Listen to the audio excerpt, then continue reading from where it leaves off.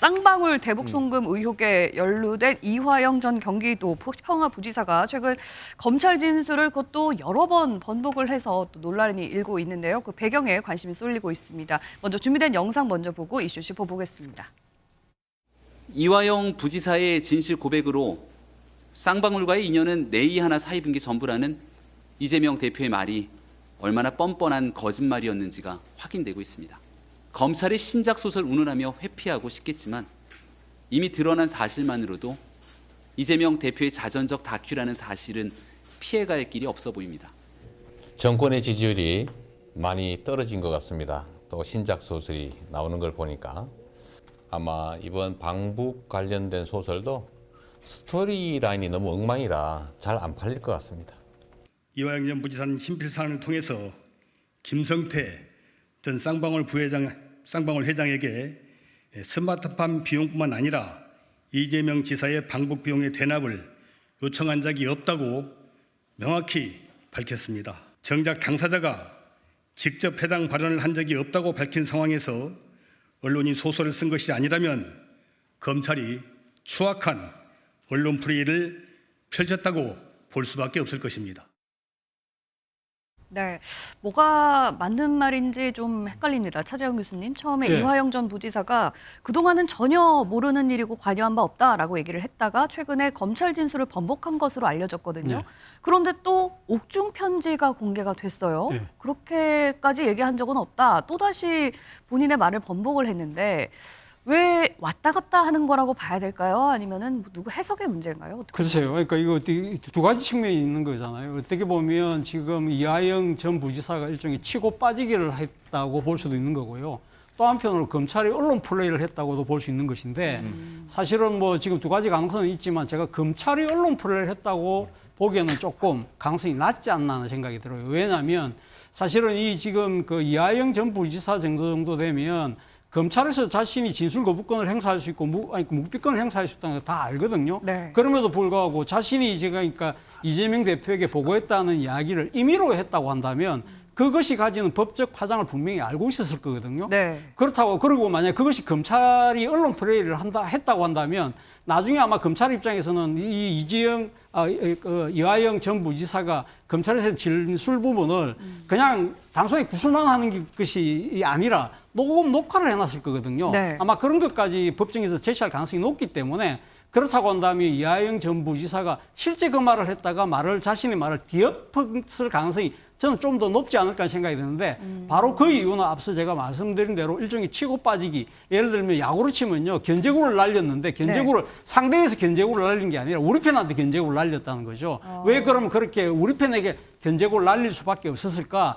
이화영 전 부지사가 사실 여러 가지 지금 모든 혐의를 본인이 지금 이재명 대표에게 보고를 하지 않았다고 한다면 본인이 지금 김성태 전 쌍방울 회장하고 다 뭐 한 것처럼 되면서 자신이 상당히 양형이 높아질 수밖에 없는 상황이다. 또 한편으로는 지금 이 대북 송금과 관련된 또 자신은 지금 김성태 회장으로 뇌물 받은 거, 정치 자금 받은 거 이런 부분도 그건 개인의 비리긴 하지만 대북 송금은 사실은 어떻게 보면 이재명 대표하고 연관된 부분이라고 볼 수 있는 거잖아요. 그런 부분에 대해서 이재명 대표나 당에서 신경을 안 써주는 데 대한 나름대로의 자기 방어를 위해서 그런 걸 했을 가능성이 좀 더 높지 않을까. 치고 빠지기다. 이화영 전 지사는 치밀한 전략을 썼다는 얘기인가요?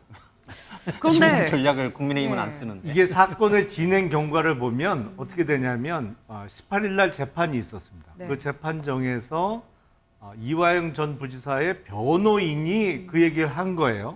이화영 부지사가 김성태 회장을 통해서 이재명 당시 지사의 방북을 요청을 했고 그거와 관련해서 그 이재명 당시 지사에게 보고도 했다. 이 얘기가 딴 사람 입을 통해서 나온 게 아니고 이화영 부지사의 변호인을 통해서 나온 거예요. 그 이후에 어떻게 전개가 되냐면 더불어민주당의 유력 국회의원이 그 이재명 대표의 측근으로 알려져 있는 국회의원이 이화영 부지사의 부인을 찾아갑니다. 집으로. 그래서 부인을 만나요. 그리고 나서는 그 부인이 변호사를 해촉하겠다라는 얘기도 하면서 더불어민주당에다가 그 부인이 탄원서를 냅니다. 그 사실이 아니다. 그리고 그 의원이 부인을 만난 부분은 확인이 정확하게 된 건가요? 지금 뭐 보도가 되고 한 있죠. 언론사 보도가 나오고 있긴 예, 예. 합니다만. 그리고 나서 그 이화영 부지사의 부인이 또 이화영 부지사를 가서 접견을 해요. 면회를 한 다음에 이화영 부지사가 자필 편지를 써서 민주당에 보낸 것이거든요. 예. 이게 사건 경위를 보면 전혀 사실 무근의 이야기를 변호인이 했을 리가 없잖아요.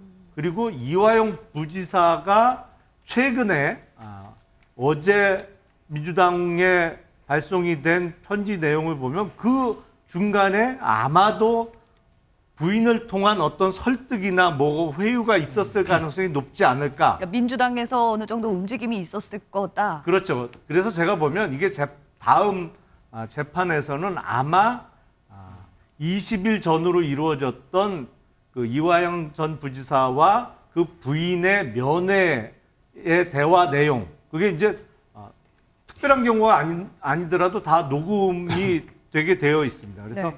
그 접견록이 제출될 것으로 보여요. 제 예상. 혹시 변호인이, 그러니까 이화영 전 부지사의 변호인이 좀 해석을 잘못했을 가능성은 어떻게 보세요? 사실 이화영 전 부지사 같은 경우에는 쌍방울에다가 이 지사의 방북 요청을 좀 도와달라라고 한 적은 있지만 뭐 돈을 대달라라든지 이런 부탁을 한 적은 없다라고 얘기를 했는데 변호인이 이걸 잘못 해석해서 검찰에 진술했을 가능성은 어떻게 보시는지? 이 사건을 그렇게 오랫동안 담당해 왔던 변호인이 그걸 헷갈려서 잘못 얘기했을까요?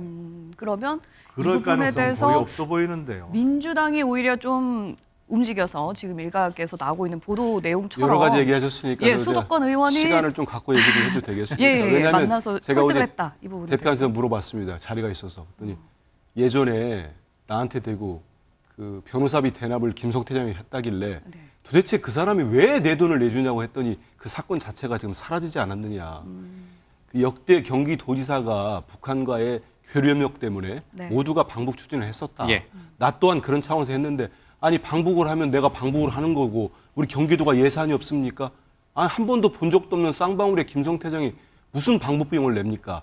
이게 우리 이재명 지사의 명백한 답변이니까요. 저는 이 보면 이런 것 같아요. 제가 이 사건을 어떤 그 보수 언론의 매체로 처음 접한 다음에 제 생각입니다. 네. 딱 들었던 느낌은 또 뭐가 시작되나? 대통령 지지율이 지난번에도 한번 그 굴욕적 대일 외교 때 확 떨어질 때 뭔가 나오더니 이번에 수해 문제랄지 김건희 여사의 명품 쇼핑 논란이랄지 서울 양평 고속도로 게이트랄지 이런 거 터지고 지지율이 역대 뭐 두 번째인가요? 확 떨어졌잖아요. 그러자마자 검찰이 이화영 전 지사가 검찰로 진술했다는 내용을 검찰을 통해서 기사들이 나왔습니다. 3, 4일을 쏟아져 나왔어요. 근데 이 진술의 신빙성은 이제 부인 배우자에게 좀 나왔어야 이제 길게는 하지 않겠습니다. 딱 한마디만 드리면 이 심리적 압박감이 자기 남편이 받은 심리적 압박감이 과거 군사 독재 시절의 전기 고문과 비슷할 정도로 무섭더라. 이 말을 이화영 전 지사가 했다는 거예요. 그러면 진술의 신빙성 문제가 있지요. 또 하나는 그러면 이 얘기 한번 할게요. 몇 분이 이제 또 믿을 수밖에 없지 않냐 검찰을. 그럼 우리 한번 기억을 조금만 돌려주자고요. 이재명 지사 대장동을 기소할 때 뭐였습니까? 제가 세보지 않았습니다만 3만 건 이상 넘는 기사가 나왔어요. 이게 뭐냐면 428억을 이재명 지사 측, 이재명과 정진상과 김용이 나눠 갖기로 했다. 저수지다. 그거 어떻게 됐습니까? 검찰발 기사가 수만 건이 나왔는데 사라졌습니다. 기소도 못했고 영장에도 없습니다. 이것도 지금 보세요. 그렇다면 이제 25일 날인가 이화영 전 지사가 법정에 나온다고 하니까 부지사가 네. 본인 얘기를 하겠죠. 그 전에 검찰이 저는 수사를 제대로 하면 됩니다. 수사로서 입증 책임은 자기들이 있어요. 그럼 진술과 증거를 가지고 오십시오. 가지고 하면 되지 기사 가지고 얘기하다가 또 사라집니다. 저는 그런 행동은 국민들께 비판을 받고 또 누가 어떤 전직 의원이 만났다? 그건 딱 이 말씀만 드리겠습니다. 지난 연말에 우리 정성우 의원님께서 정성우 의원이 정진상 정무조정실장 오래 아는 사람이니까 연말에 한번 면회를 갔답니다. 그 면회를 1시간 30분인가 했대요. 그래서 정성우 의원이 얘기했잖아요. 발췌돼가지고 무슨 회의였다는 보도가 나오니까 검찰발로. 그러면 면회력 전체를 공개해달라. 법사위도 요구했어요. 한동훈 장관. 네. 거부했습니다. 당당하면 거부할 게 아니라 면회력을 밝히면 되는 겁니다. 알겠습니다. 그래서 자꾸 또 이런 시점에서 전국이 어려워지면 계속 검찰을 쓰지 마시고 정말 당당하면은 수사로서 입증을 하고 영장도 치고 기소도 하시고 재판하면 됩니다. 알겠습니다.